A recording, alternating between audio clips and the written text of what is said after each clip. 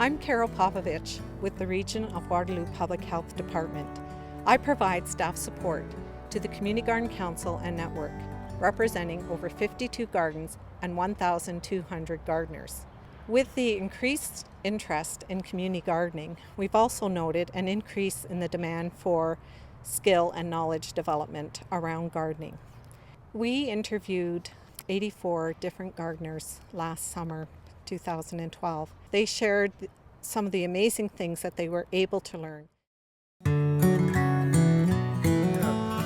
I lived a couple blocks away from my grandparents, and my grandfather, he was semi-retired. So when I was growing up, I used to spend a lot of time with him over in his garden. He taught me slowly how to turn the soil and put the fertilizers in, like you use nothing but manure and the plant stuff, leftovers from your plants. So he started all his plants from seed and then planted them in the garden, and I learned all this from him. And then later in life, I got my own garden, and now I'm teaching my kids. Well, my kids will go in and pick a handful of berries or a handful of cherry tomatoes or something and pass them all out to their friends.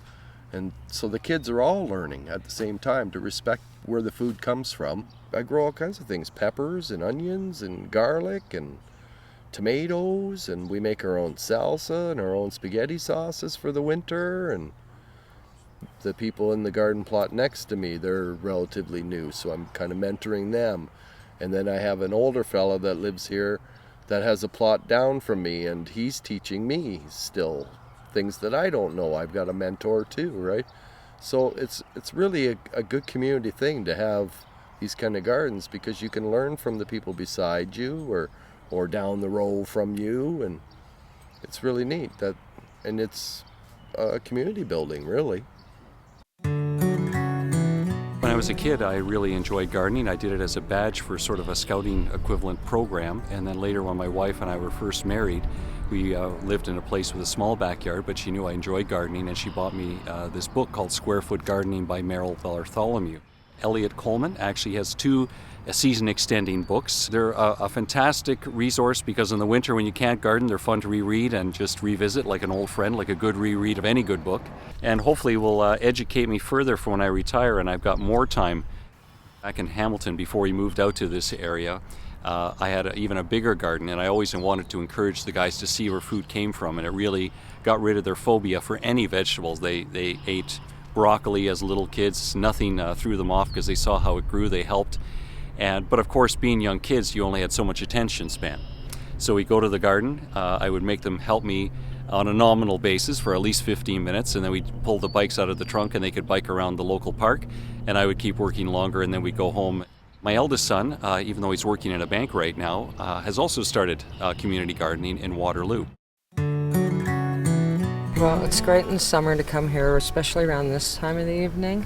Just as the sun's going down, I bring my coffee down here, and I like to drink it here and sit at this picnic table. And I watch my garden grow, and actually, it's great to watch other people's gardens grow too, because they have some really neat stuff in there. And I get away from my house and the noises, and it's, the electronic world and stuff like that, and you can just come here and sit, and it's, listen to the birds. We have such a short growing season up here, and we can't just grow anything. The bond with even the dirt and the earth that people generally don't have. It made me think about growing stuff in my house. So I could have fresh lettuce year-round and stuff like that came from here that wasn't shipped in. What could possibly be more nutritious than picking something off a plant and eating it right there? I'm doing root vegetables this year, and I was thinking about growing some amaranth. It's kind of like wheat. It's an alternative to that, and also keeping my own seeds, working on saving seeds, and my strawberry pyramid.